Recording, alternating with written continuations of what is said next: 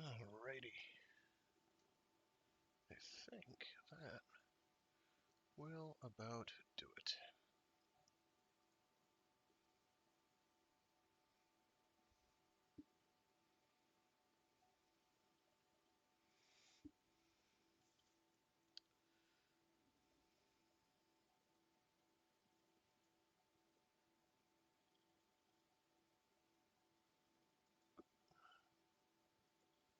There we go.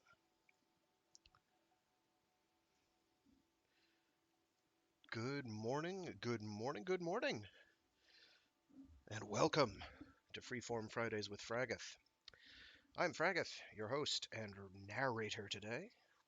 I'm sorry I wasn't here last week for any of my loyal viewers. I'm sure there's one of you out there who was anticipating me. I was away this past Wednesday, or last Wednesday and Friday.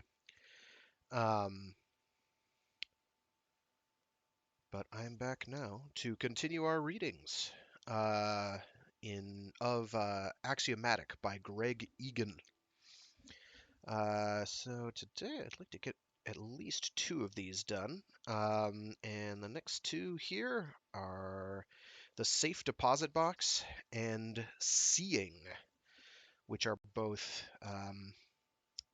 kind of out of body type experience type stories. You'll see what I mean when we get there. All right, let me move that over there. Alrighty. Let me get a quick drink of water before I begin.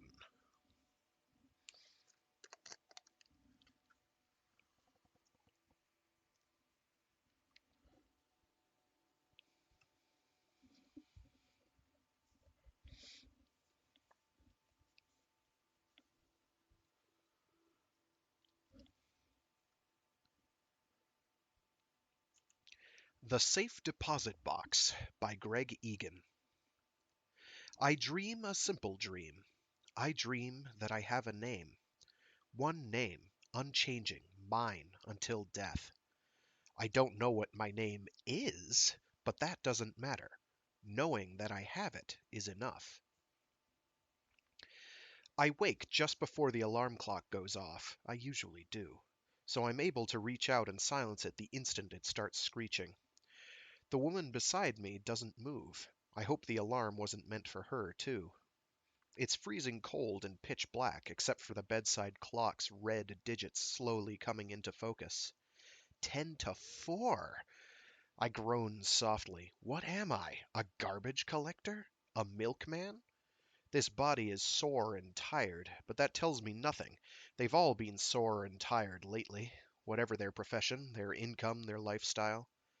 Yesterday I was a diamond merchant. Not quite a millionaire, but close. The day before I was a bricklayer, and the day before that I sold menswear. Crawling out of a warm bed felt pretty much the same each time. I find my hand traveling instinctively to the switch for the reading light on the side of the bed. When I click it on, the woman stirs and mumbles, "Johnny?" But her eyes remain closed. I make my first conscious effort to access this host's memories. Sometimes I can pick up a frequently used name. Linda? Could be. Linda. I mouth it silently, looking at the tangle of soft brown hair almost hiding her sleeping face. The situation, if not the individual, is comfortingly familiar. Man looks fondly upon sleeping wife. I whisper to her, "I love you," and I mean it. I love, not this particular woman, with a past I'll barely glimpse and a future that I have no way of sharing, but the composite woman of which, today, she is a part, my flickering, inconstant companion, my lover made up of a million pseudo-random words and gestures, held together only by the fact that I behold her known in her entirety to no one but me. In my romantic youth I used to speculate. Surely I'm not the only one of my kind. Might there not be another like me, but who wakes each morning in the body of a woman? Might not whatever mysterious factors determine the selection of my host act in parallel on her, drawing us together, keeping us together day after day, transporting us side by side from host couple to host couple? Not only is it unlikely, it simply isn't true. The last time, nearly 12 years ago now, that I cracked up and started spouting the unbelievable truth, my host's wife did not break in with shouts of relief and recognition and her own identical confession. She didn't do much at all, actually. I expected her to find my rantings frightening and traumatic. I expected her to conclude at once that I was dangerously insane. Instead, she listened briefly, apparently found what I was saying either boring or incomprehensible, and so, very sensibly, left me alone for the rest of the day. Not only is it untrue, it simply doesn't matter. Yes, my lover has 1,000 faces, and yes, a different soul looks out from every pair of eyes, but I can still find, or imagine, as many unifying patterns in my memories of her as any other man or woman can find, or imagine, in their own perceptions of their own most faithful lifelong companion. Man looks fondly upon sleeping wife. I climb out from under the blankets and stand for a moment, shivering, looking around the room, eager to start moving to keep myself warm, but unable to decide what to do first. Then I spot a wallet on top of a chest of drawers. I'm John Francis O'Leary, according to the driver's license. Date of birth, November 15th, 1951, which makes me 1 week older than when I went to bed.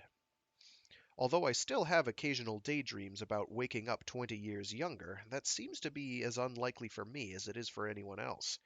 In 39 years, so far as I know, I've yet to have a host born any time but November or December of 1951. Nor have I ever had a host either born or presently living outside this city. I don't know how I move from one host to the next, but since any process could be expected to have some finite effective range, my geographical confinement is not surprising.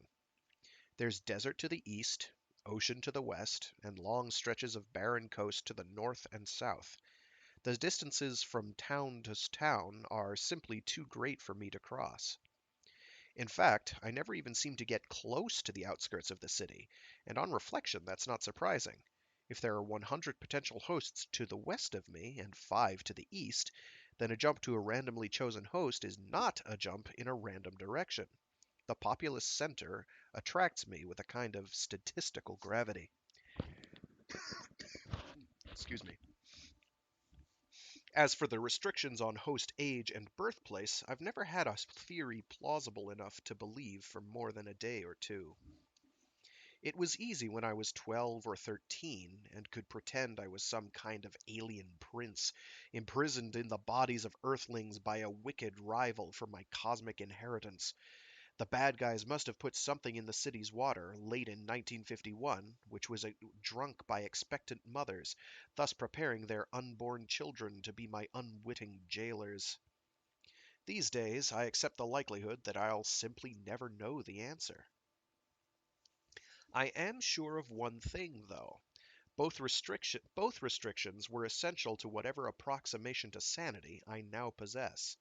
Had I grown up in bodies of completely random ages, or in hosts scattered worldwide with a different language and culture to contend with every day, I doubt that I'd even exist. No personality could possibly emerge from such a cacophony of experiences. Then again, an ordinary person might think the same of my own relatively stable origins. I don't recall being John O'Leary before, which is unusual. This city contains only 6,000 men aged 39, and of those, roughly 1,000 would have been born in November or December.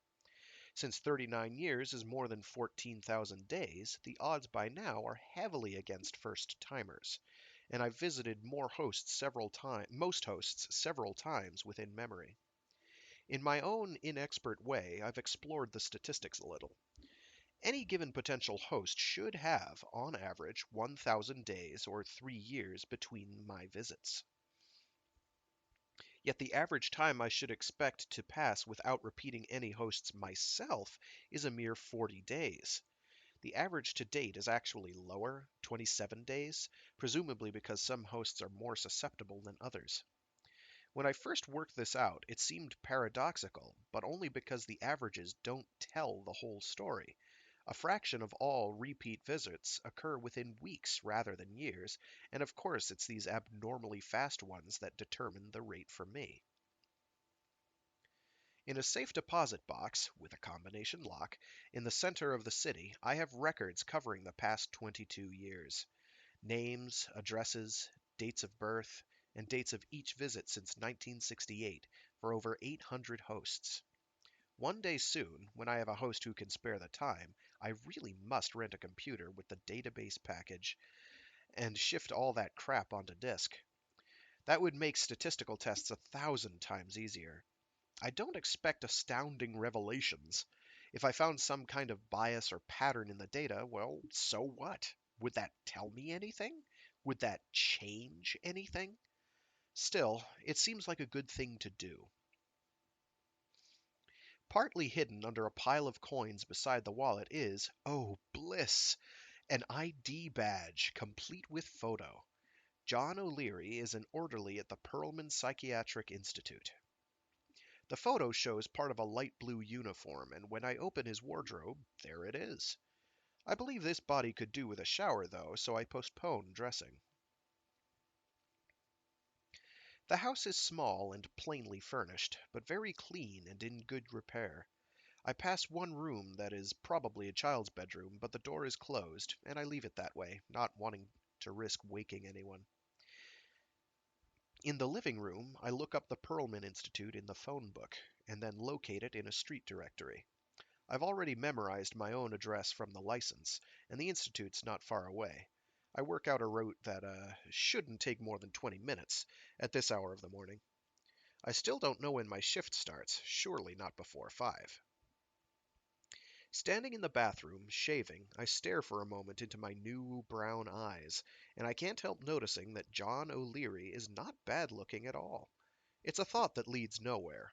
For a long while now, thankfully, I've managed to accept my fluctuating appearance with relative tranquility, though it hasn't always been that way. I had several neurotic patches in my teens and early 20s, when my mood would swing violently between elation and depression, depending on how I felt about my latest body. Often, for weeks after departing an especially good-looking host, which of course I'd have delayed for as long as possible by staying awake night after night, I'd fantasize obsessively about returning, preferably to stay. At least an ordinary screwed up adolescent knows he has no choice but to accept the body in which he was born. I had no such comfort. I'm more inclined now to worry about my health, but that's every bit as futile as fretting over appearance. There's no point whatsoever in me exercising or watching my diet, since any gesture is effectively diluted 1,000-fold. My weight, my fitness, my alcohol and tobacco consumption can't be altered by my own personal initiative. They're public health statistics, requiring vastly expensive advertising campaigns to budge them even slightly. After showering, I comb my hair in an imitation of the ID photo, hoping that it's not too out of date. Linda opens her eyes and stretches as I walk, naked, back into the bedroom, and the sight of her gives me an erection at once. I haven't had sex for months. Almost every host lately seems to have managed to screw himself senseless the night before I arrived, and to have subsequently lost interest for the following fortnight. Apparently, my luck has changed. Linda reaches out and grabs me. "I'll be late for work," I protest. She turns and looks at the clock. "That's crap. You don't start until 6. If you eat breakfast here instead of detouring to that greasy truck stop, you won't have to leave for an hour." Her fingernails are pleasantly sharp. I let her drag me toward the bed, and then I lean over and whisper, "You know, that's exactly what I wanted to hear."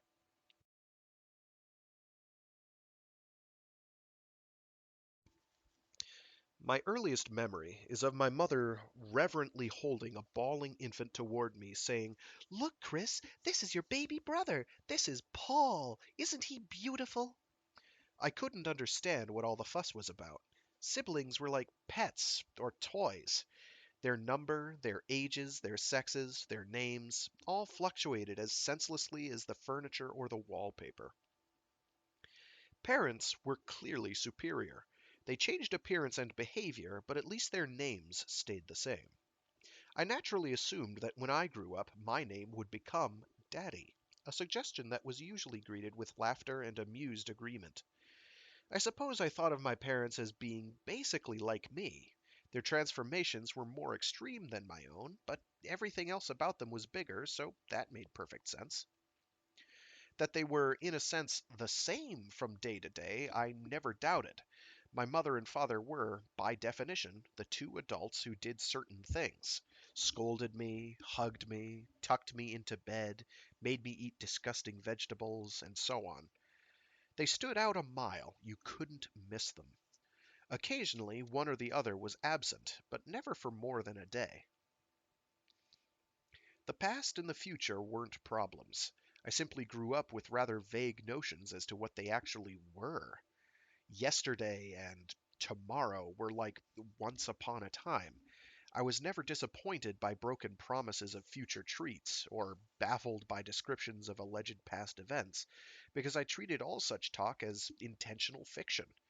I was often accused of telling lies, and that I assumed that was just a label applied to stories that were insufficiently interesting. Memories of events more than one day old were clearly worthless lies, so I did my best to forget them. I'm sure I was happy. The world was a kaleidoscope.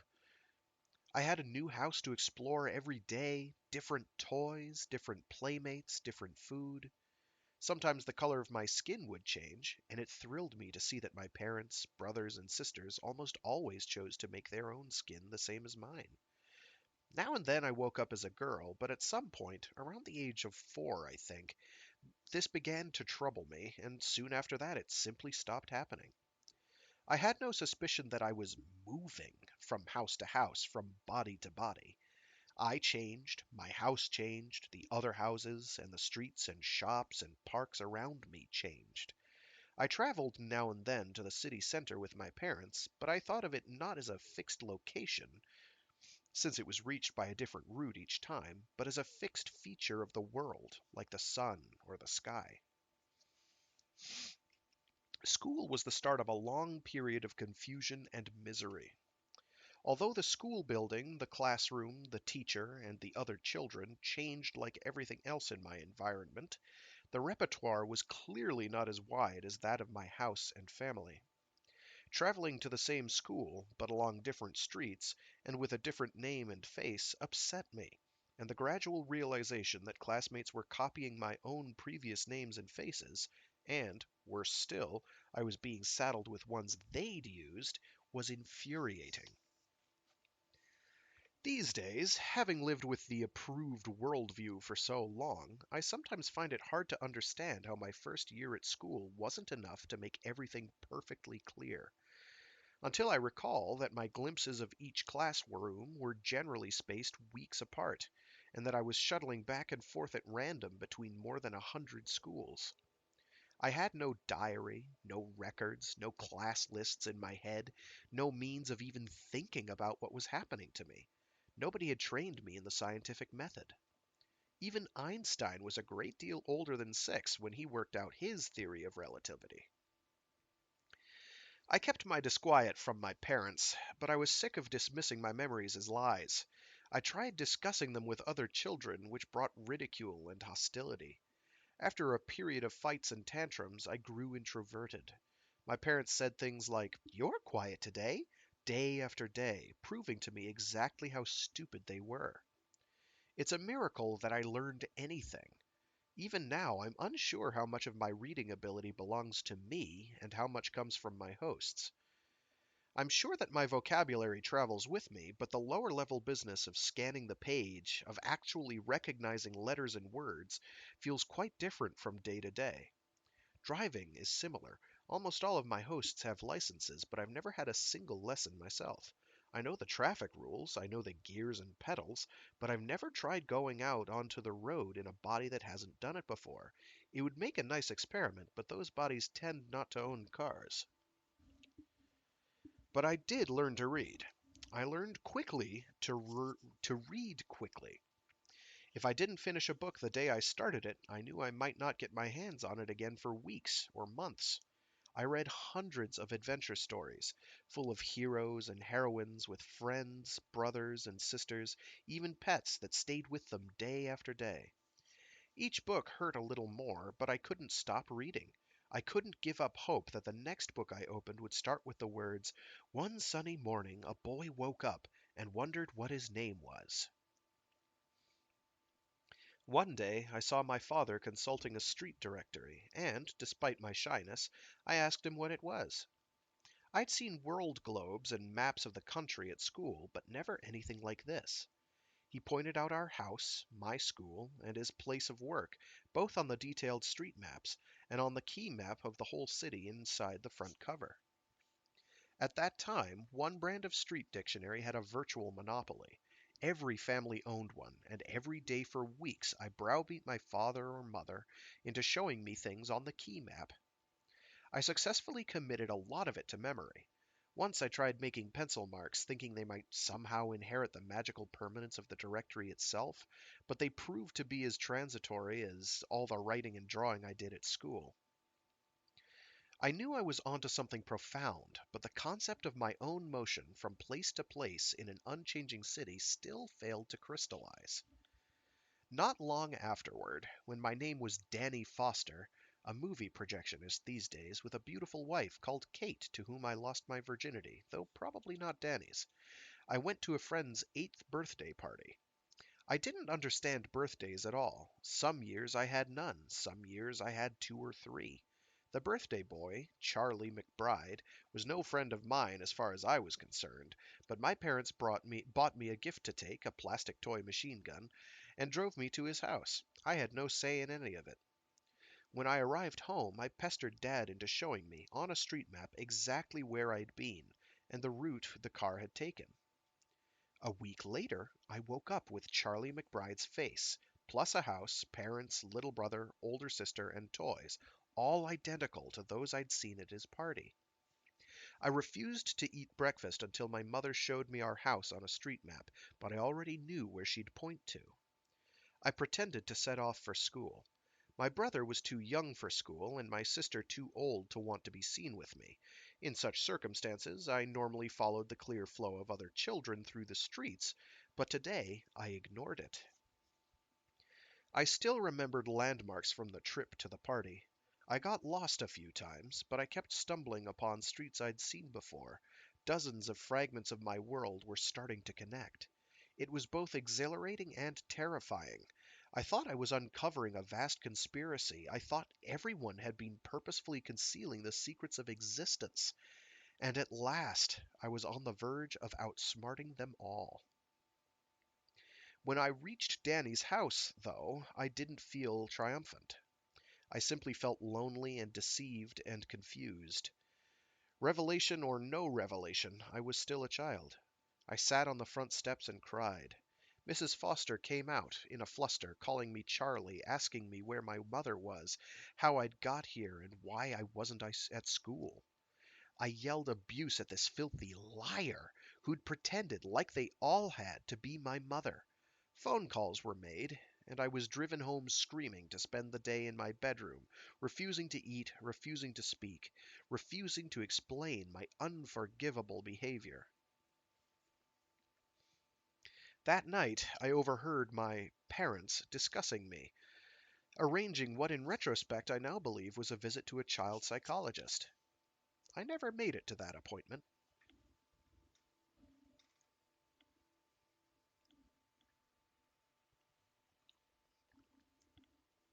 For the past 11 years now, I've been spending my days at the host's workplace.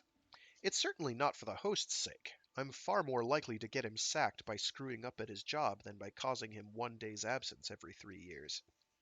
It's, well, it's what I do. It's who I am these days. Everybody has to define themselves somehow. I am a professional impersonator. The pay and conditions are variable, but a vocation cannot be denied. I've tried constructing an independent life for myself, but I've never been able to make it work. When I was much younger and mostly unmarried, I'd set myself things to study. That's when I first rented the safe deposit box to keep notes in. I studied mathematics, chemistry, and physics in in the city's central library, but when any subject began to grow difficult, it was hard to find the discipline to push myself onward. What was the point? I knew I could never be a practicing scientist. As for uncovering the nature of my plight, it was clear that the answer was not going to lie in any library book on neurobiology. In the cool, quiet reading rooms, with nothing to listen to but the soporific drone of the air conditioning, I'd lapse into daydreams as soon as the words or equations in front of me stopped making any sense. I once did a correspondence course in undergraduate level physics. I rented a post office box and kept the key to it in my safe deposit box. I completed the course and did quite well, but I had no one to tell of my achievement. A while after that, I got a pen pal in Switzerland. She was a music student, a violinist, and I told her I was studying physics at the local university. She sent me a photo, and eventually I did the same after waiting for one of my best looking hosts. We exchanged letters regularly, every week for more than a year. One day she wrote, saying she was coming to visit, asking for details of how we could meet. I don't think I'd ever felt as lonely as I did then. If I hadn't sent that photo, I could at least have seen her for one day. I could have spent a whole afternoon talking face to face with my only true friend, but the only person in the world who actually knew, not one of my hosts, but me. I stopped writing at once, and I gave up renting the post office box. I've contemplated suicide at times, but the fact that it would be certain murder, and perhaps do nothing more to me but drive me into another host, makes an effective deterrent. Since leaving behind all the turmoil and bitterness of my childhood, I've generally tried to be fair to my hosts. Some days I've lost control and done things that must have inconvenienced or embarrassed them, and I take a little cash for my safe deposit box from those who can easily spare it, but I've never set out to intentionally harm anyone. Sometimes I almost feel that they know about me and wish me well, although all the indirect evidence, from questioning wives and friends when I've had closely spaced visits, suggests that the missing days are hidden by seamless amnesia. My hosts don't even know that they've been out of action, let alone have a chance of guessing why. As for me knowing them, well, I sometimes see love and respect in the eyes of their families and colleagues. I sometimes see physical evidence of achievements I can admire. One host has written a novel, a black comedy about his Vietnam experiences, that I've read and enjoyed. One is an amateur telescope maker with a beautifully crafted 30 centimeter Newtonian reflector, through which I viewed Halley's Comet. But there are too many of them. By the time I die, I'll have glimpsed each of their lives for just 20 or 30 randomly scattered days.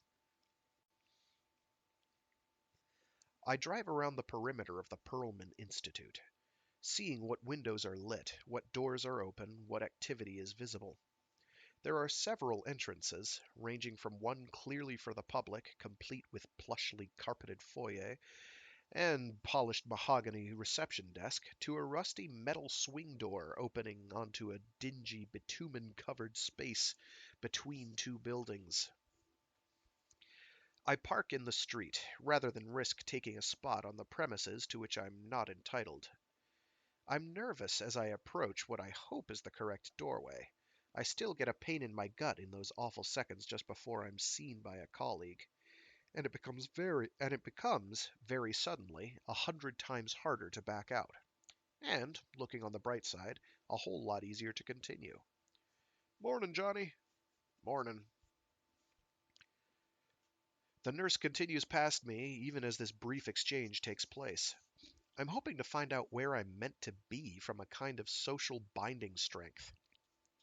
The people I spend most time with ought to greet me with more than a nod and two words. I wander a short way along a corridor, trying to get used to the squeaking of my rubber-soled shoes on the linoleum.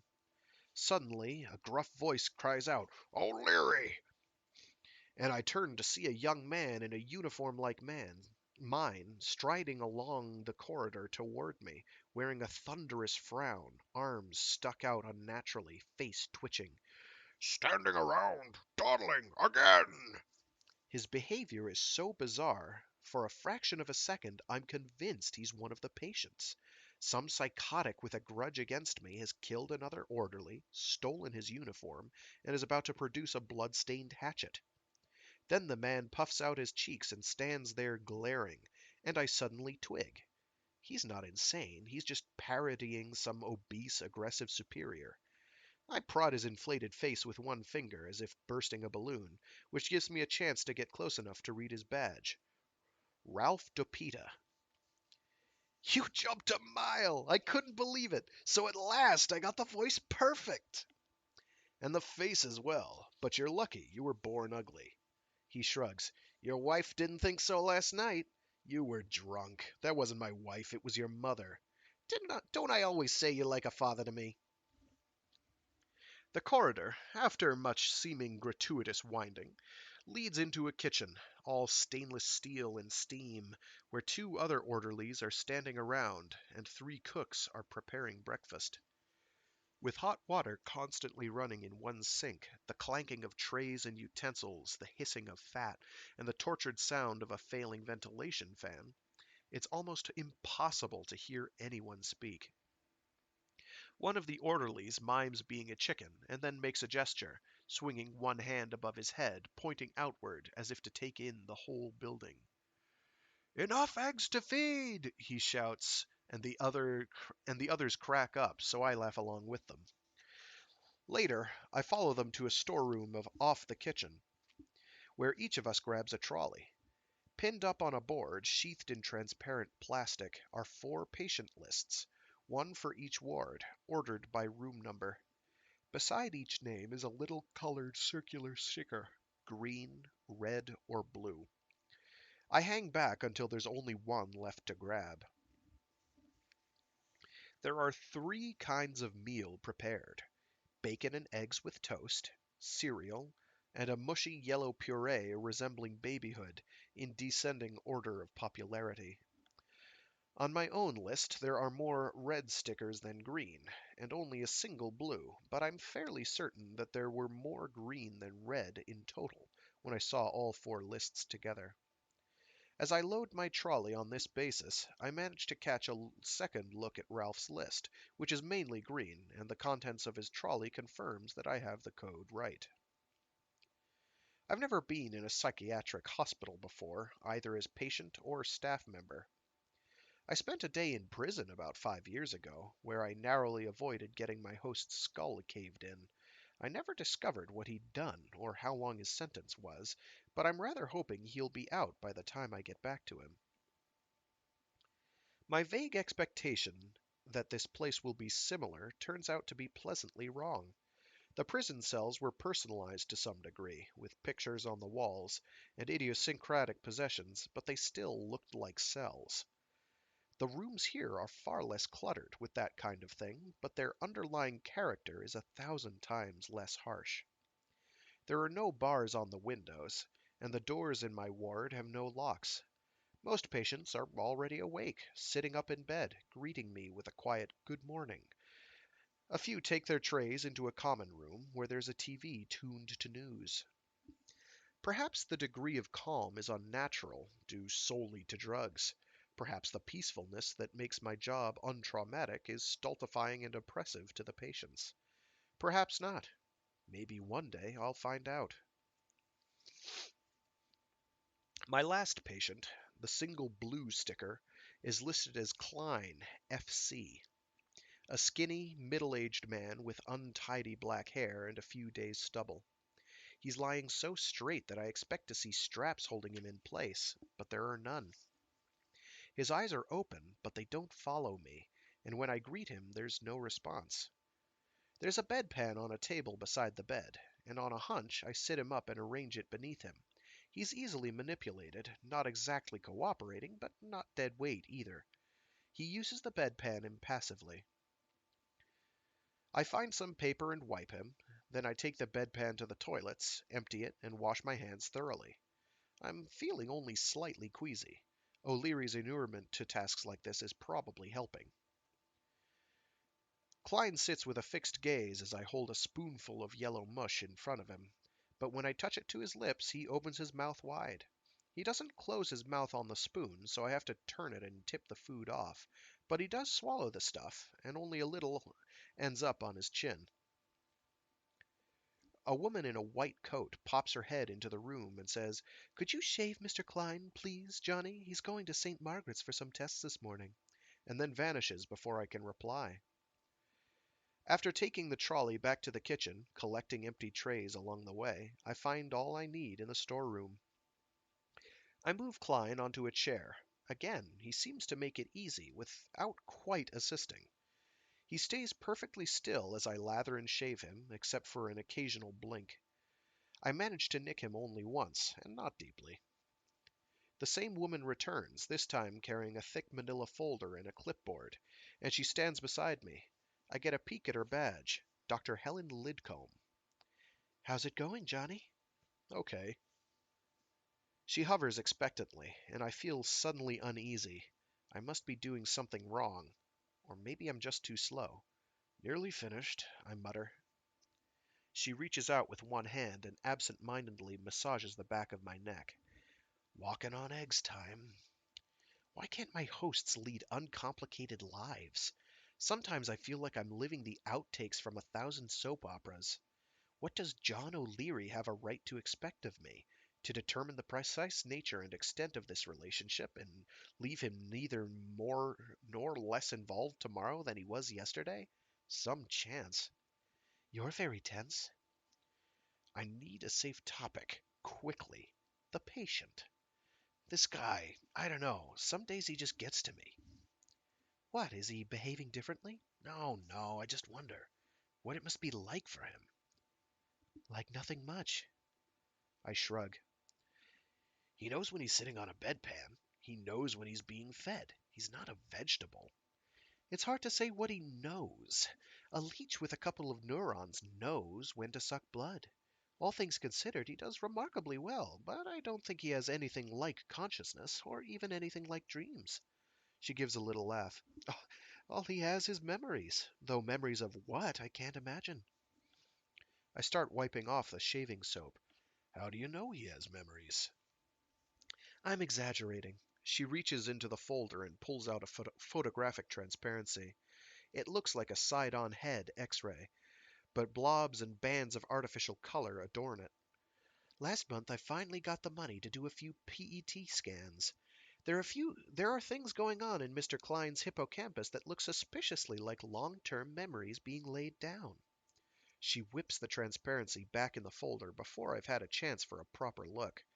"But comparing anything in his head with studies on normals is like comparing the weather on Mars with the weather on Jupiter."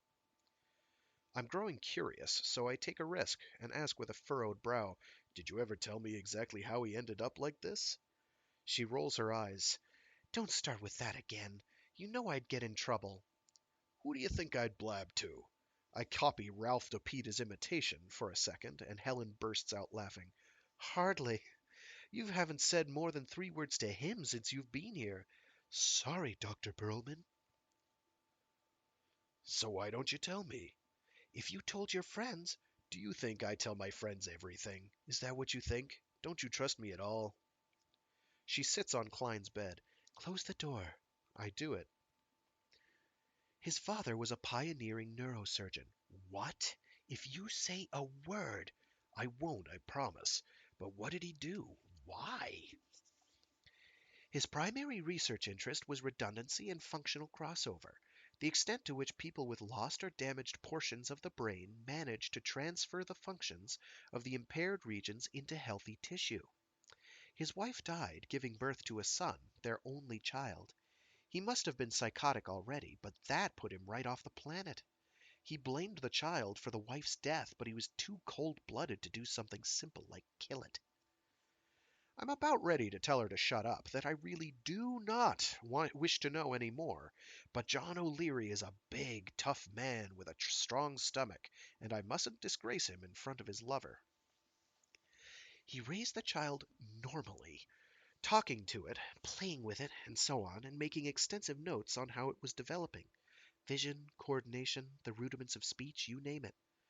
When it was a few months old, he implanted a network of cannulae, a web of very fine tubes, spanning almost the entire brain, but narrow enough not to cause any problems themselves. And then he kept on as before, stimulating the child and recording its progress. And every week, via the cannulae, he destroyed a little more of its brain. I let out a long string of obscenities. Klein, of course, just sits there, but suddenly I'm ashamed of violating his privacy, however meaningless that concept might be in his case. My face is flushed with blood. I feel slightly dizzy, slightly less than real.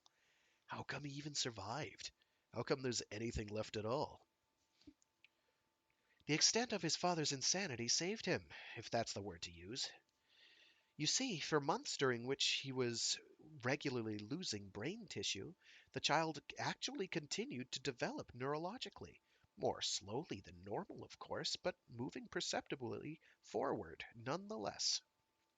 Professor Klein was too much the scientist to bury a result like that. He wrote up all his observations and tried to get them published. The journal thought it was some kind of sick hoax, but they told the police, who eventually got around to investigating. But by the time the child was rescued, well.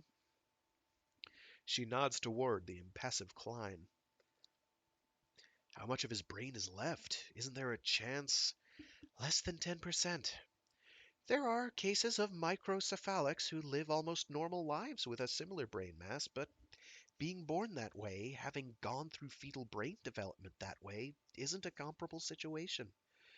There was a young girl a few years ago who had a hemispherectomy to cure severe epilepsy and emerged from it with very little impairment. But she'd had years for her brain to gradually switch functions out of the damaged hemisphere. She was extremely lucky.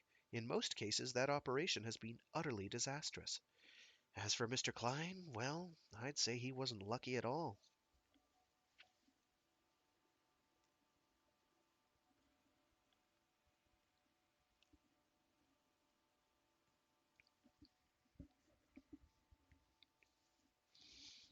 I seem to spend most of the rest of the morning mopping corridors. When an ambulance arrives to take Klein away for his tests, I feel mildly offended that no one asks for my assistance. The two paramedics, watched by Helen, plonk him into a wheelchair and wheel him away, like couriers collecting a heavy parcel. But I have even less right than John O'Leary to feel possessive or protective about my patients, so I push Klein out of my thoughts. I eat lunch with the other orderlies in the staff room. We play cards and make jokes that even I find stale by now, but I enjoy the company nonetheless. I am teasingly accused several times of having lingering East Coast tendencies, which makes sense. If O'Leary lived over east for a while, that would explain why I don't remember him. The afternoon passes slowly, but sleepily. Dr. Perlman has flown somewhere, suddenly, to do whatever eminent psychiatrists or neurologists, I'm not even sure which he is, are called on to do with great urgency in faraway cities. And this seems to let everyone, the patients included, relax. When my shift ends at 3 o'clock and I walk out of the building saying, "See you tomorrow," to everyone I pass, I feel, as usual, a certain sense of loss. It will pass. Because it's Friday, I detour to the city center to update the records in my safe deposit box. In the pre-rush traffic, I begin to feel mild elation as all the minor tribulations of coping with the Perlman Psychiatric Institute recede, banished for months or years or maybe even decades. After making diary entries for the week and adding a new page headed John Francis O'Leary to my thick ring binder full of host details, the itch to do something with all this information grows in me, as it does now and then. But what? The prospect of renting a computer and arranging a place to use it is too daunting on a sleepy Friday afternoon. I could update, with the help of a calculator, my average host repeat rate. That would be pretty bloody thrilling. Then I recall the PET scan that Helen Lidcombe waved in front of me. Although I don't know a thing about interpreting such pictures myself, I can imagine how exciting it must be for a trained specialist to actually see brain processes displayed that way. If I could turn all my hundreds of pages of data into one colored picture, well, it might not tell me a damn thing, but the prospect is somehow infinitely more attractive than messing about to produce a few statistics that don't tell me a damn thing either. I buy a street directory, the brand I am familiar with from childhood, with the key map inside the front cover. I buy a packet of 5 felt-tipped pens. I sit on a bench in a shopping arcade, covering the map with colored dots. A red dot for a host who's had from 1 to 3 visits, an orange dot for a host who's had 4 to 6, and so on, up to blue. It takes me an hour to complete, and when I'm finished, the result does not look like a glossy computer-generated brain scan at all. It looks like a mess. And yet, although the colors don't form isolated bands and intermingle extensively, there's a definite concentration of blue in the city's northeast. As soon as I see this, it rings true. The Northeast is more familiar to me than anywhere else. And a geographical bias would explain the fact that I repeat hosts more frequently than I ought to. For each color, I sketch a shaky pencil line that joins up all of its outermost points, and then another for all its innermost points. None of these lines intersects another. It's no perfect set of concentric circles by any means, but each curve is roughly centered on that patch of blue in the northeast, a region which contains, amongst many other things, the Perlman Psychiatric Institute. I pack everything back into the safe deposit box. I need to give this a lot more thought. Driving home, a very vague hypothesis begins to form, but the traffic fumes, the noise, the glare of the setting sun all make it hard to pin the idea down. Linda is furious. "Where have you been? Our daughter had to ring me in tears from a public phone box with money borrowed from a complete stranger, and I had to pretend to be sick and leave work and drive halfway across town to pick her up. Where the hell have you been?" I got caught up with Ralph. He was celebrating. "I rang Ralph. You weren't with Ralph." I stand there in silence. She stares at me for a full minute, and then turns and stomps away. I apologize to Laura, I see the name on her school books, who is no longer crying but looks like she has been for hours. She is 8 years old and adorable, and I feel like dirt. I offer to help her with her homework, but she assures me that she doesn't need anything at all from me, so I leave her in peace. Linda, not surprisingly, barely says a word to me for the rest of the evening. Tomorrow this problem will be John O'Leary's, not mine, which makes me feel twice as bad about it. We watch TV in silence. When she goes to bed, I wait an hour before following her, and if she isn't asleep when I climb in, she's doing a good imitation. I lie in the dark with my eyes open, thinking about Klein and his long-term memories, his father's unspeakable experiment, my brain scan of the city. I never asked Helen how old Klein was, and now it's too late for that, but there'll surely be something in the newspapers from the time of his father's trial. First thing tomorrow. Screw my host's obligations. I'll go to the Central Library and check that out. Whatever consciousness is, it must be resourceful, it must be resilient. Surviving for so long in that tiny child, pushed into ever smaller corners of his mutilated, shrinking brain. But when the number of living neurons fell so low that no resourcefulness, no ingenuity could make them suffice, what then? Did consciousness vanish in an instant? Did it slowly fade away as function after function was discarded until nothing remained but a few reflexes and a parody of human dignity? Or did it, how could it, reach out in desperation to the brains of 1,000 other children, those young enough, flexible enough to donate a fraction of their own capacity to save this one child from oblivion? Each one donating 1 day in 1,000 from their own lives to rescue me from that ruined shell, fit now for nothing but eating, defecating, and storing my long-term memories? Klein, FC. I don't even know what the initials stand for. Linda mumbles something and turns over. I feel remarkably unperturbed by my speculations, perhaps because I don't honestly believe that this wild theory could possibly be true. And yet, is it so much stranger than the mere fact of my existence? And if I did believe it, how should I feel? Horrified by my own father's atrocities toward me? Yes. Astonished by such a miracle of human tenacity? Certainly. I finally managed to cry. For Klein FC or for myself, I don't know. Linda doesn't wake, but moved by some dream or instinct, she turns to me and holds me. Eventually, I stop shaking, and the warmth of her body flows into me, peace itself. As I feel sleep approaching, I make a resolution. From tomorrow, I start anew. From tomorrow, an end to mimicking my hosts. From tomorrow, whatever the problems, whatever the setbacks, I'm going to carve out a life of my own. I dream a simple dream. I dream that I have a name. One name, unchanging. Mine until death.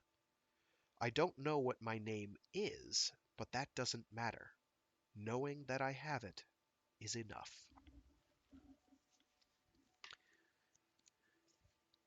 And that was The Safe Deposit Box by Greg Egan.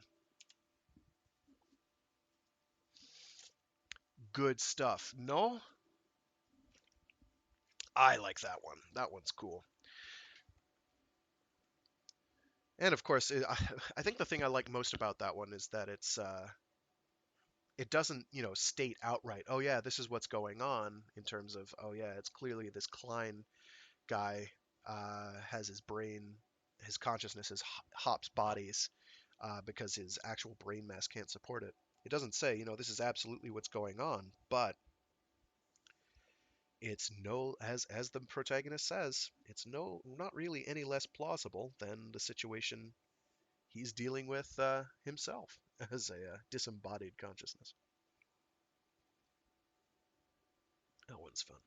Plus, I think we can all relate to feeling like we're having to fake it every single day of our lives. I think we can all relate to that on some level or another. Some more than others, I'm sure, but it rings true.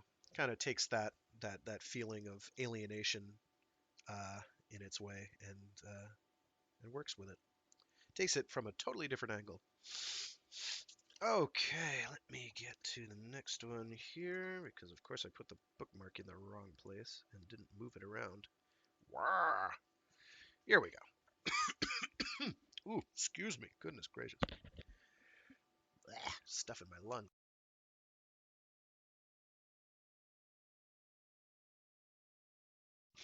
Ah, there we go. Hockey doke.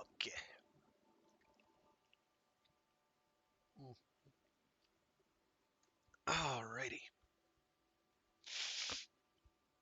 So this next one is Seeing, which is very much it's similar in its way, but not really the same. I'd actually think I'd compare it to Heinlein's what is that called? Not Stranger in a Strange Land. That one's cute too, but and I Shall Fear No Evil, I believe is the name of it. Where a well, you'll see. Wealthy guy has his brain transplanted into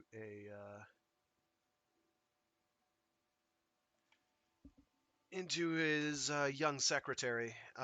Unfortunately, that book is, I found it pretty tedious because most of it boiled down to him having imaginary conversations with the remnants of his secretary's consciousness, and her basically him going throughout his day, and her basically being like, "Oh, see that guy? Fucked him. Had sex with that. Had sex with that too." And so the reader's left thinking, is there anyone in this entire future metropolis that she did not have sex with? And she's just enlightening this old guy whose brain is now in her body, and is running the show. Oh yeah, there's a wild side to life out there. The actual world that it's taking place in is pretty interesting, but we're given very few glimpses of that. Mostly it's her being like, "Oh yeah, and then I had a party and had sex with that dude. You know, your security guard? Yeah." And so on and so forth. Seeing, on the other hand, ooh, sorry, goodness gracious. Seeing, on the other hand, is not like that. It is different. The only similarity is wealthy individual with has a life altering experience taken out of his comfort zone. I promise, though, that it is somewhat more uplifting than the end of I Shall Fear No Evil, which ended, I think, with it was sort of like what is that short story called? I think Incident at Owl Creek, which like takes place during the Civil War era story where this guy has been captured and is lynched from a bridge over Owl Creek, and as he falls through, as he falls, in the noose, he winds up managing to slip himself out and falls into a river and is making his way to his wife and kids, because he's not too far away from where his house is located. And all the while, his neck is starting to hurt more and more and more. And then he gets to them. He gets a glimpse of them, and then it turns out he's actually been swinging dead from the bridge the whole time. So, uh, I Shall Fear No Evil had an ending kind of like that, where doctors are like, well, the brain operation failed miserably. And the brain operation that happened in like page by page like 20 or 50 in the book of a like 300-page book. Oh yeah, everything after that has just been hallucinations for all intents and purposes, from what I remember. It's been a while since I read it, and I haven't really chosen to reread it since. Hmm. For better or for worse. All right, moving right along. That was enough of a digression, I think. Oh God, sorry. Man, don't know what's going on in my lungs today, but it is a bonanza.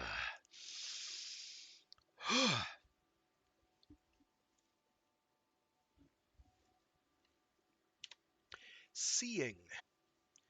I gaze down at the dusty top surface of the bank of lights suspended from the ceiling of the operating theater.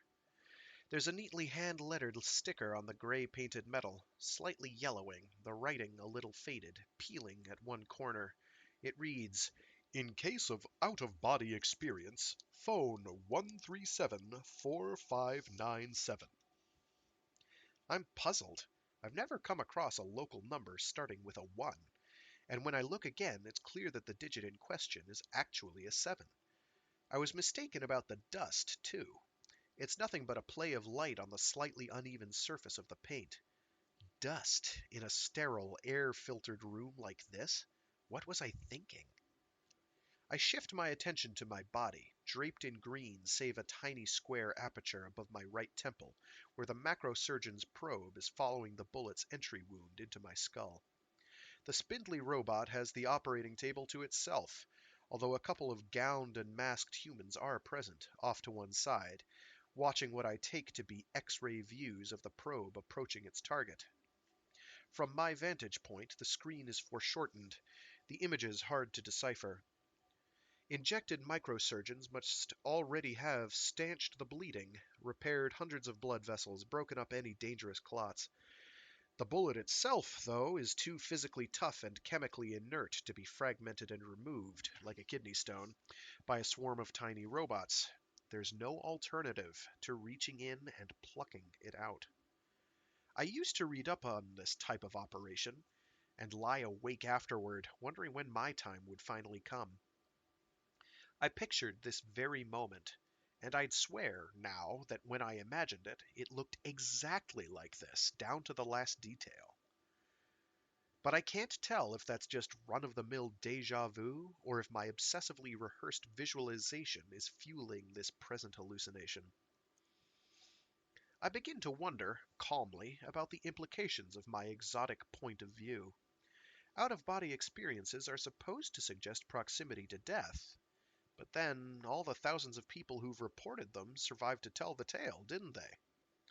With no way of balancing that against the unknown number who must have died, it's absurd to treat the situation as signifying anything at all about my chances of life or death.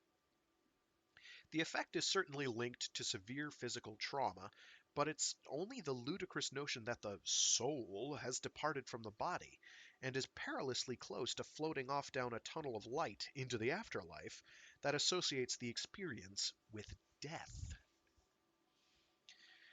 Memories leading up to the attack start coming back to me hazily. Arriving to speak at Zeitgeist Entertainment's AGM, physically present for the first time in years. Bad move.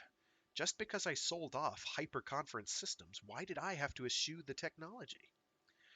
That lunatic Murchison making a scene outside the Hilton, screaming something about me, stiffing him on his miniseries contract, as if I'd even read it, let alone personally drafted every clause.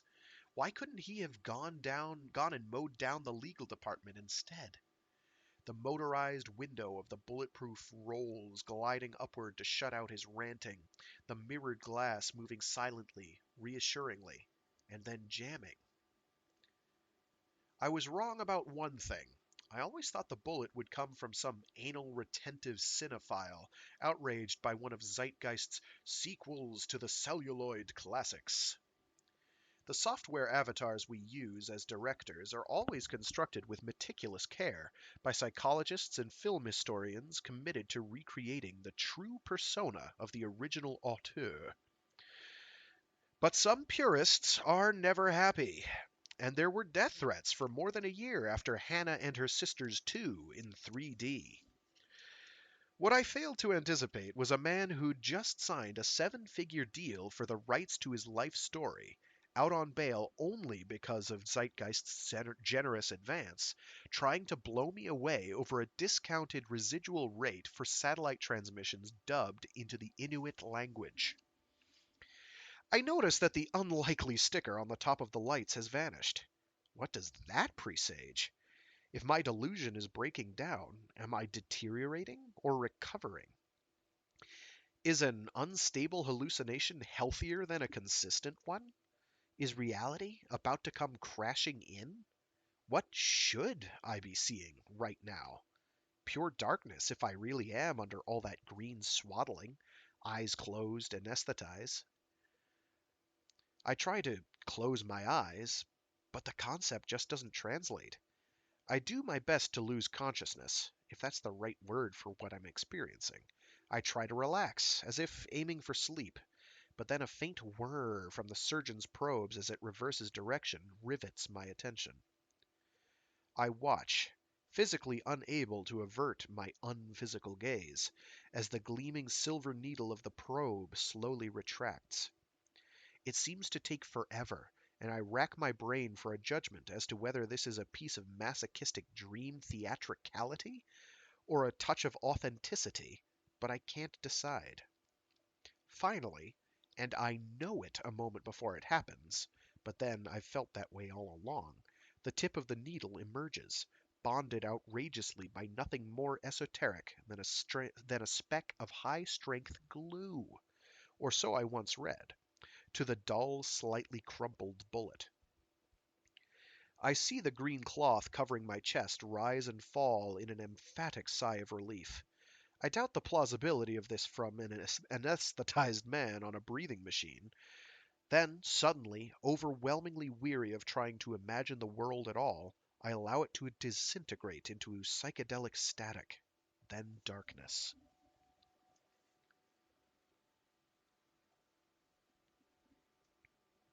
A familiar but unplaceable voice says, "This one's from Serial Killers for Social Responsibility. Deeply shocked. A tragedy for the industry. Praying for Mr. Lowe's swift recovery." Then they go on to disavow any knowledge of Randolph Murchison. They say that whatever he might or might not have done to hitchhikers in the past, celebrity assassination attempts involve an entirely separate pathology, and any irresponsible comments which blur the issue by confusing the two will result in a class action. I open my eyes and say, "Can someone please tell me why there's a mirror on the ceiling over my bed? Is this a hospital or a fucking bordello?" The room falls silent. I squint up at the glass with a fixed gaze, unable to make out its borders, waiting for an explanation for this bizarre piece of decor. Then one possibility dawns on me. Am I paralyzed?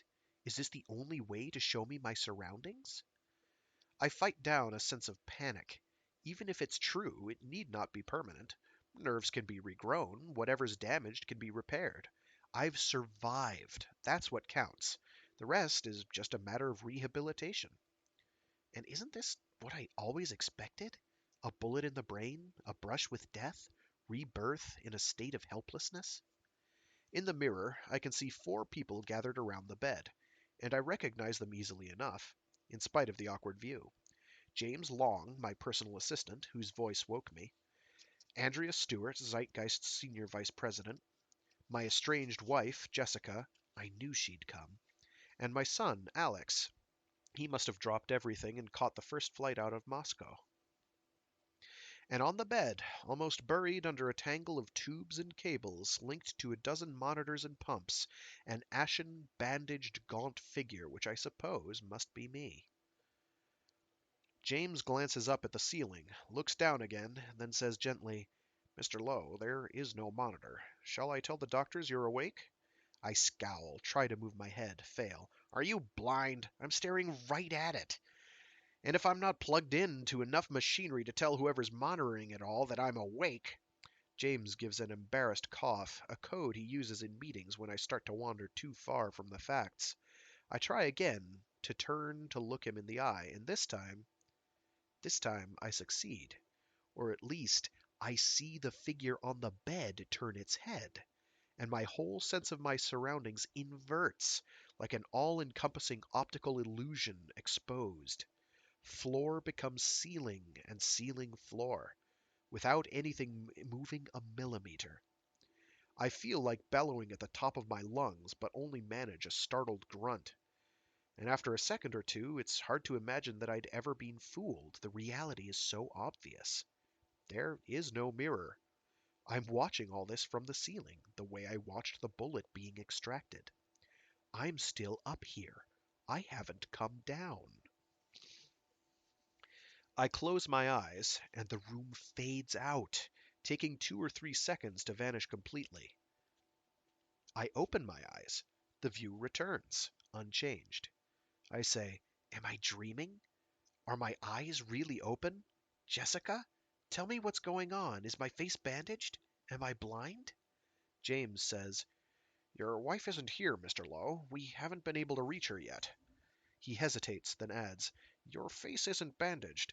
I laugh indignantly. "What are you talking about? Who's that standing next to you?" "Nobody's standing next to me. Miss Stewart and I are the only people with you right now." Andrea clears her throat and says, "That's right, Philip. Please try to calm down. You've just had major surgery. You're going to be fine, but you have to take it easy." How did she get there? Near the foot of the bed? The figure below turns to look at her, sweeping his gaze across the intervening space, and, as easily as the implausible 1 changed into a 7, as easily as the whole ludicrous sticker ceased to exist, my wife and son are banished from my vision of the room. I say, I'm going mad. That's not true, though. I'm dazed and distinctly queasy, but a long way from coming unhinged. I notice that my voice, very reasonably, seems to come out of my one and only mouth, the mouth of the figure below me, as opposed to the point in empty space where my mouth would be, were I literally bodily, hovering near the ceiling. I felt my larynx vibrate, my lips and tongue move down there. And yet the sense that I am above, looking down, remains as convincing as ever. It's as if my entire body has become as peripheral as a foot or a fingertip, connected and controlled, still a part of me, but certainly not encompassing the center of my being. I move my tongue in my mouth, touch the tip to the point of my left incisor, swallow some saliva. The sensations are all intelligible, consistent, familiar. But I don't find myself rushing down to occupy the place where these things are happening, any more than I've ever felt my sense of self pouring into my big toe upon curling it against the sole of my shoe. James says, "I'll fetch the doctors."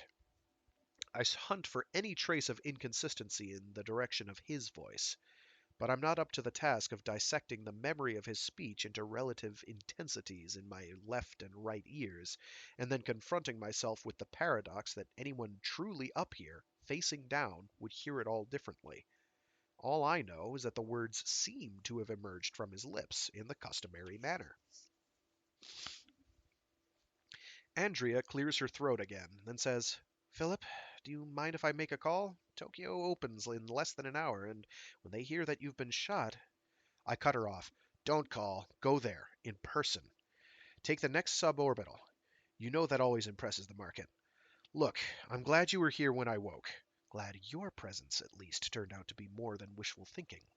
But the biggest favor you can do for me now is to make damned sure that Zeitgeist comes through this unscathed." I try to make eye contact as I say this, but I can't tell whether I succeed or not. It's 20 years since we were lovers, but she's still my closest friend. I'm not even sure why I'm so desperate to get rid of her, but I can't help feeling exposed up here, as if she might suddenly glance up and see me, see some part of me that my flesh always concealed. "Are you sure?" "I'm positive. James can babysit me, that's what he's paid for. And if I know you're looking after Zeitgeist, I won't have to lie here sweating about it. I'll know it's all under control." In fact, as soon as she's gone, the idea of worrying about anything as remote and inconsequential as my company's share price begins to seem utterly bizarre. I turn my head so that the figure on the bed looks straight up at me once more. I slide my hand across my chest, and most of the cables and tubes that were covering me disappear, leaving behind nothing but a slightly wrinkled sheet. I laugh weakly, an odd sight. It looks like a memory of the last time I laughed into a mirror. James returns, followed by four generic white-coated figures, whose number shrinks to two, a young man and a middle-aged woman, when I turn my head toward them. The woman says, "Mr. Lowe, I'm Dr. Tyler, your neurologist. How are you feeling?" "How am I feeling? I feel like I'm up on the ceiling." "You're still giddy from the anesthetic?" "No!" I very nearly shout. "Can't you look at me when I'm speaking to you?" But I calm myself and say evenly, "I'm not giddy. I'm hallucinating. I see everything as if I'm up on the ceiling, looking down. Do you understand me? I'm watching my own lips move as I say these words. I'm staring down at the top of your head. I'm having an out-of-body experience. Right now. Right in front of you. Or right above you. It started in the operating theater. I saw the robot take out the bullet. I know it was just a delusion, a kind of lucid dream. I didn't really see anything, but it's still happening. I'm awake and it's still happening. I can't come down." Dr. Tyler says firmly, "The surgeon didn't remove the bullet. It was never embedded, it only grazed your skull. The impact caused a fracture and forced some bone fragments into the underlying tissue, but the damaged region is still very small." I smile with relief to hear this, and then stop myself. It looks too strange, too self-conscious. I say, "That's wonderful news, but I'm still up here." Dr. Tyler frowns. How do I know that? She's bent over me. Her face seems to be hidden. Yet the knowledge reaches me somehow, as if conveyed through an extra sense. This is insane. The things I must be seeing with my own eyes, the things I'm entitled to know, are taking on an air of unreliable clairvoyance, while my vision of the room, a patchwork of wild guesses and wishful thinking, masquerades as the artless truth. Do you think you can sit up? I can, slowly. I'm very weak, but certainly not paralyzed, and with an ungainly scrabbling of feet and elbows I manage to raise myself into a sitting position. The exertion makes me sharply aware of every limb, every joint, every muscle, but aware most of all that their relationships with each other remains unchanged. The hip bone is still connected to the thigh bone, and that's still what counts, however far away from both I feel myself to be. My view stays fixed as my body moves, but I don't find that especially disconcerting. At some level, it seems no stranger than the simple understanding that turning your head doesn't send the world spinning in the opposite direction. Dr. Tyler holds out her right hand. How many fingers? Two. Now? Four. She shields her hand from aerial scrutiny with a clipboard. Now? One. I can't see it, though. I just guessed. You guessed right. Now? Three. Right again. And now? Two. Correct. She hides her hand from the figure on the bed, exposing it to me above. I make three wrong guesses in a row. One right, one wrong, then wrong again. All of which makes perfect sense, of course. I only know what my eyes can see. The rest is pure guesswork. I am demonstrably not observing the world from a point 3 meters above my head. Having the truth rendered obvious makes no difference, though. I fail to descend. Dr. Tyler suddenly jabs two fingers toward my eyes, stopping just short of contact. I'm not even startled. From this distance, it's no more threatening than watching the Three Stooges. Blink reflex working, she says, but I know I should have done more than blink. She looks around the room, finds a chair, places it beside the bed. Then she tells her colleague, "Get me a broom." She stands on the chair. "I think we should try to pin down exactly where you think you are." The young man returns with a 2 meter long white plastic tube. "Vacuum cleaner extension," he explains. "There are no brooms in the private wards." James stands clear, glancing upward, self-consciously every now and then. He's beginning to look alarmed, in a diplomatic sort of way. Dr. Tyler takes the tube, raises it up with one hand, and starts scraping the end across the ceiling. "Tell me when I'm getting warm, Mr. Lowe." The thing looms toward me, moving in from the left, then slides across the bottom of my field of view, missing me by a few centimeters. "Am I close yet?" I... The scraping sound is intimidating. It takes some effort to bring myself to cooperate, to guide the implement home. When the tube finally closes over me, I fight off a sense of claustrophobia and stare down the long, dark tunnel.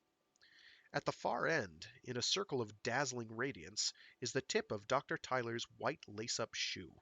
"What do you see now?" I describe the view.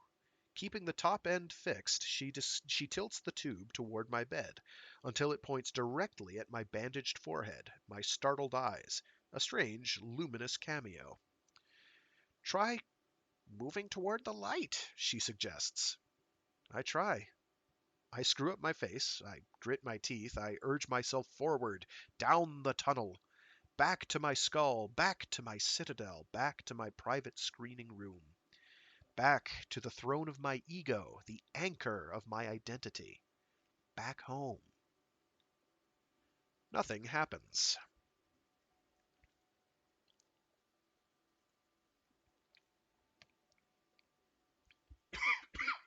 Excuse me. I always knew I'd get a bullet in the brain. It had to happen. I'd made far too much money, had far too much good luck. Deep down, I always understood that, sooner or later, my life would be brought into balance. And I always expected my would-be assassin to fail, leaving me crippled, speechless, amnesic, forced to struggle to make myself whole again, forced to rediscover or reinvent myself, given a chance to start my life again. But this? What kind of redemption is this? Eyes closed or open, I have no trouble identifying pinpricks all over my body, from the soles of my feet to the top of my scalp. But the surface of my skin, however clearly delineated, still fails to enclose me. Dr. Tyler shows me below photographs of torture victims, humorous cartoons, pornography. I cringe, I smile, I get an erection before I even know what I'm looking at. Like a split brain patient, I muse. Isn't that what happens? Show them an image in half their visual field and they respond to it emotionally, without being able to describe what they've seen? Your corpus callosum is perfectly intact. You're not a split brain patient, Mr. Lowe. Not horizontally, but what about vertically? There's a stony silence. I say, I'm only joking. Can't I make a joke? I see her write on the clipboard, inappropriate affect. I read the remark effortlessly, in spite of my elevation, but I don't have the nerve to ask her if it's really what she wrote.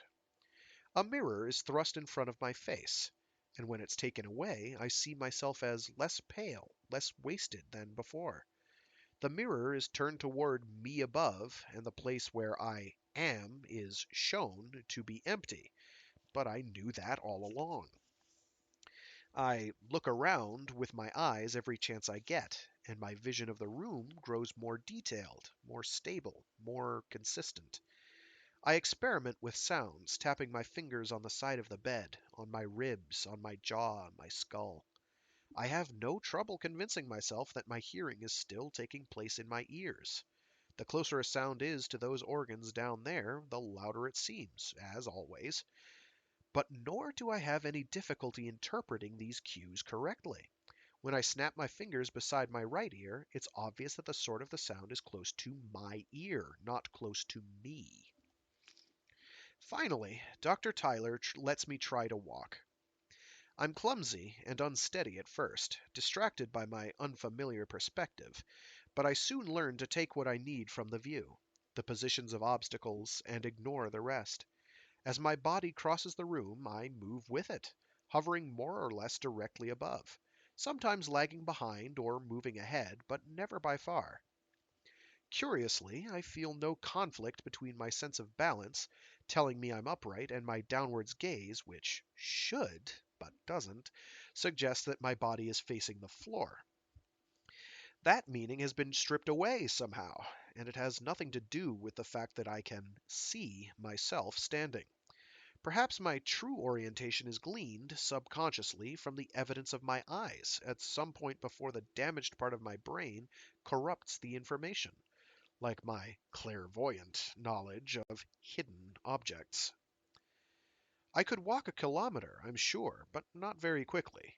I place my body in a wheelchair, and a taciturn orderly pushes it, and me, out of the room. The smooth, involuntary motion of my point of view is alarming at first, but then gradually starts to make sense. After all, I can feel my hands on the armrests, the chair against my legs, my buttocks, my back. Part of me is in the wheelchair, and, like a roller skater staring down at his feet, I should be able to swallow the notion that the rest of me is attached, and obliged to follow. Down corridors, up ramps, in and out of elevators, through swing doors, I fantasize daringly about wandering off on my own, turning left when the orderly turns right. But the truth is, I can't begin to imagine how I could make that happen. We turn into a crowded walkway linking the hospital's two main wings, and end up traveling alongside another patient in a wheelchair, a man about my age, his head also bandaged. I wonder what he's been through, and what's in store for him now. But this doesn't seem like the time or place to strike up a conversation about it. From above, at least as I see it, these two head wound cases in hospital gowns are almost indistinguishable, and I find myself wondering, why do I care what happens to one of these bodies so much more than the other? How can it be so important when I can barely tell them apart?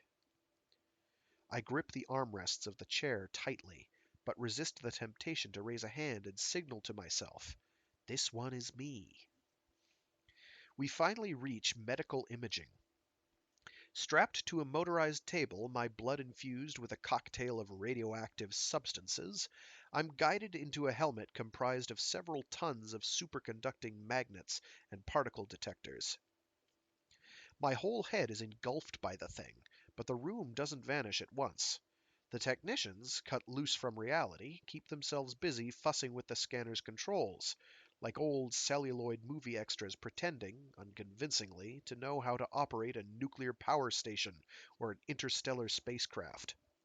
Gradually, the scene fades to black.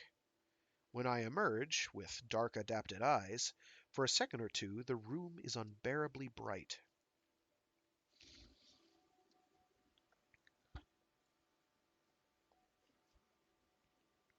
We have no previous case histories of a lesion in exactly this location, admits Dr. Tyler, thoughtfully holding the brain scan at an angle which allows me to observe and simultaneously visualize its contents. She insists on addressing her remarks solely to me below, though, which makes me feel a bit like a patronized child, ignored by the adults who, instead, crouch down and say hello to Teddy. We do know it's an associative cortex, higher level sense data processing and integration. The place where your brain constructs models of the world and your relationship to it. From your symptoms, it seems you've lost access to the primary model, so you're making do with a secondary one. What's that supposed to mean? Primary model, secondary model? I'm still looking at everything through the same pair of eyes, aren't I? Yes. Then how can I fail to see it that way? If a camera is damaged, it produces a faulty image. It doesn't start giving you a bird's eye view when it's down on the ground. Forget about cameras. Vision is nothing like photography. It's an elaborative cognitive act. A pattern of light on your retina doesn't mean a thing until it's been analyzed. That means everything from detecting edges, detecting motion, extracting features from noise, simplifying, extrapolating, all the way up to constructing hypothetical objects, testing them against reality, comparing them to memories and expectations. The end product is not a movie in your head, it's a set of conclusions about the world. The brain assembles those conclusions into models of your surroundings. The primary model includes information about more or less everything that's directly visible at any given moment, and nothing else. It makes the most efficient use of all your visual data, and it makes the least possible number of assumptions. So it has a lot of advantages. But it doesn't arise automatically just because the data was gathered through your eyes. And it's not the only possibility. We all build other models all the time. Most people can imagine their surroundings from almost any angle. I laugh incredulously. Not like this. Nobody could imagine a view as vivid as this. I certainly never could. Then perhaps you've managed to redeploy some of the neural pathways responsible for the intensity of the primary model. I don't want to redeploy them. I want the primary model back. I hesitate, put off by the look of apprehension on my face, but I have to know. Can you do that? Can you repair the damage? Put in a neural graft? Dr. Tyler tells my teddy bear gently, we can replace the damaged tissue, but the region's not well enough understood to be repaired directly by microsurgeons. We wouldn't know which neurons to join to which. All we can do is inject some immature neurons into the site of the lesion and leave them to form their own connections. And will they form the right ones? There's a good chance they will, eventually. A good chance. If they do, how long will it take? Several months, at least. I'll want a second opinion, of course. She pats my hand sympathetically, but leaves without so much as a glance in my direction. Several months, at least. The room begins to rotate slowly, so slowly that it never actually moves at all. I close my eyes and wait for the feeling to pass. My vision lingers, refusing to fade. 10 seconds. 20 seconds. 30 seconds. There I am on the bed below, eyes closed. But that doesn't render me invisible, does it? It doesn't make the world disappear. That's half the trouble with this whole delusion. It's so fucking reasonable. I put the heels of my palms against my eyes and press hard. A mosaic of glowing triangles spreads out rapidly from the center of my field of view, a shimmering pattern in gray and white. Soon it eclipses the whole room. When I take my hands away, the afterimage slowly fades to darkness. I dream that I look down upon my sleeping body, and then drift away, rising up calmly, effortlessly, high into the air. I float above Manhattan, then London, Zurich, Moscow, Nairobi, Cairo, Beijing. Wherever the Zeitgeist network reaches, I'm there. I wrap the planet in my being. I have no need of a body. I orbit with the satellites. I flow through the optical fibers. From the slums of Calcutta to the mansions of Beverly Hills, I am the Zeitgeist, the spirit of the age. I wake suddenly and hear myself swearing before I even know why. Then I realize I've wet the bed.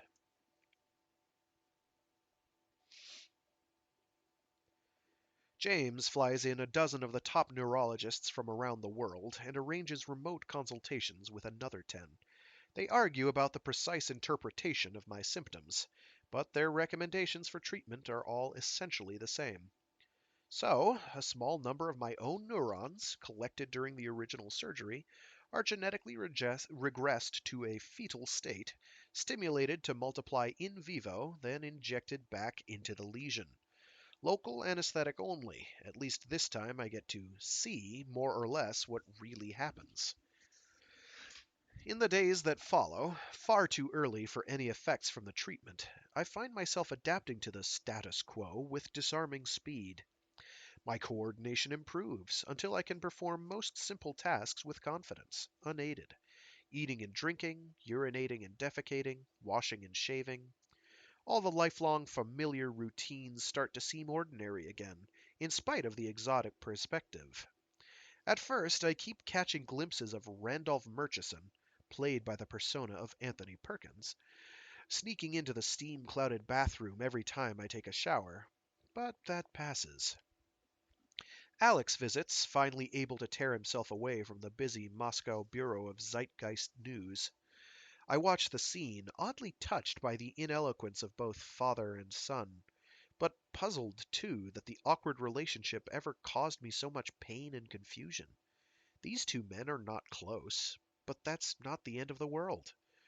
They're not close to a few billion other people either. It doesn't matter.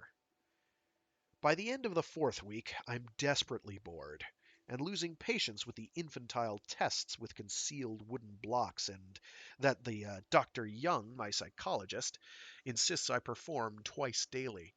5 red and 4 blue blocks can turn into 3 red and 1 green when the partition hiding them from my eyes is lifted, and so on, 1,000 times.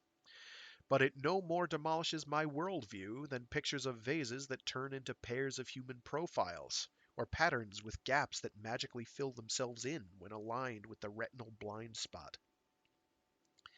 Dr. Tyler admits, under duress, that there's no reason that I can't be discharged, but "I'd still prefer to keep you under observation." I say, "I think I can do that myself." Ha ha.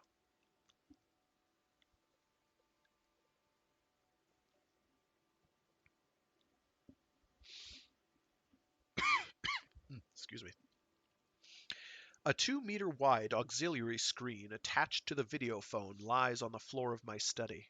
A crutch, perhaps, but at least it takes the clairvoyance factor out of knowing what's happening on the smaller screen in front of my face.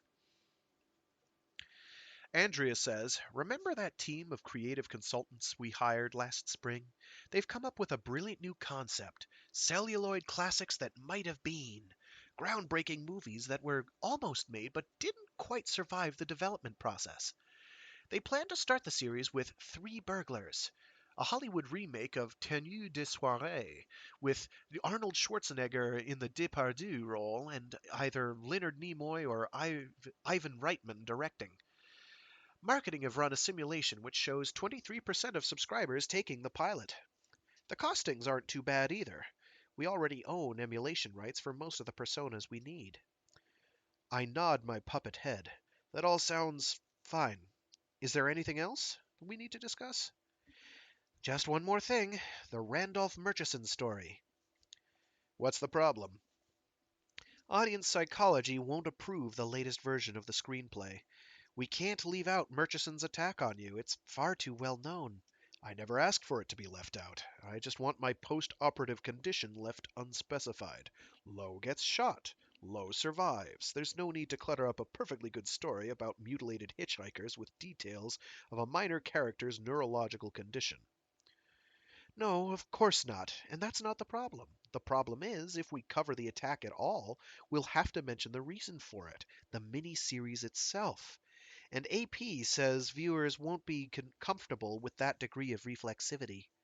For current affairs, all right. The program is its own main subject. The presenter's actions are the news. That's taken for granted. People are used to it. But docudrama is different.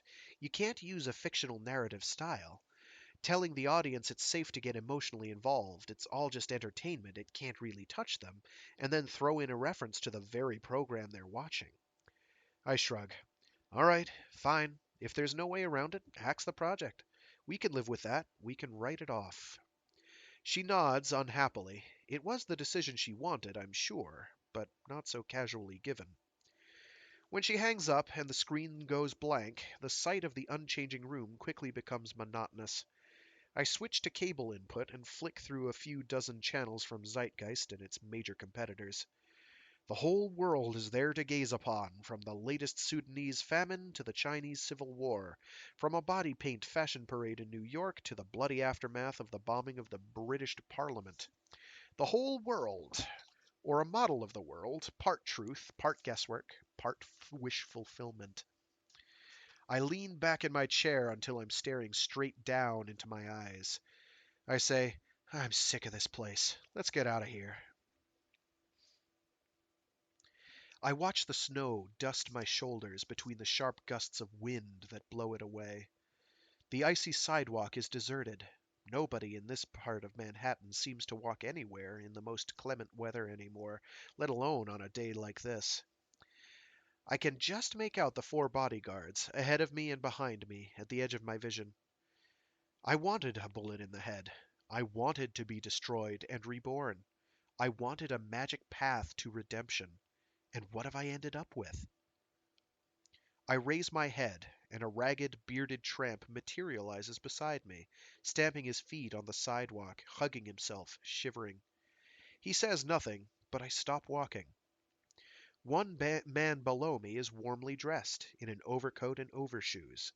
The other is wearing threadbare jeans, a tattered bomber jacket, and baseball shoes full of holes. The disparity is ridiculous. The warmly dressed man takes off his overcoat and hands it to the shivering man, then walks on. And I think, what a beautiful scene for the Philip Lowe story.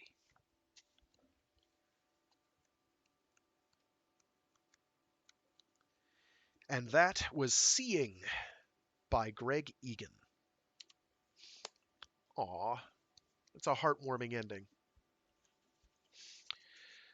Wealthy guy who's a high-powered entertainment executive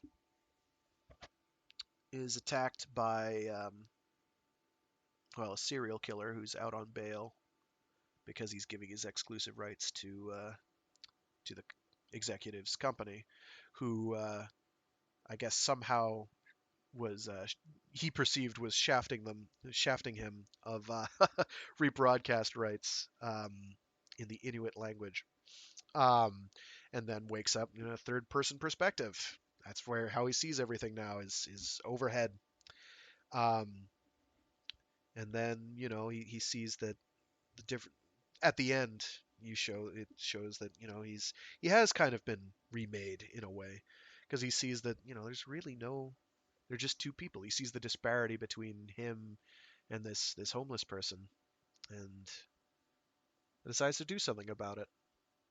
And of course, it's all in service of his memoir, anyway. Possibly.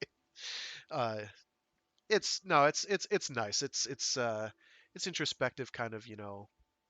There's some sciencey fictiony stuff in there, but it's really just kind of cute. What do you do when your perspective is in the third person now? You're suddenly seeing yourself from above. What do you, even though you know that it is just a neurological optical illusion, and you're not actually seeing from above, as all those tests proved, where he couldn't accurately guess things that his hovering bird's eye view should have seen, but his real eyes could not. Well, in any case, I think I'm going to call it at that for this week. There is a good chance for next week I'm going to push this off until Saturday, and I may make that a permanent thing. Just make it Storytime Saturdays or something. But I do plan on keeping doing these. Uh, Thanks to all of you who tuned in. If there are any of you, if you're watching this after the fact, please continue to tune in or watch them after the fact. I don't care. I just want other people to hear these stories because I think they're so much fun and I want to share them with people. All right, until next time, this is Fraggeth, and have a great day.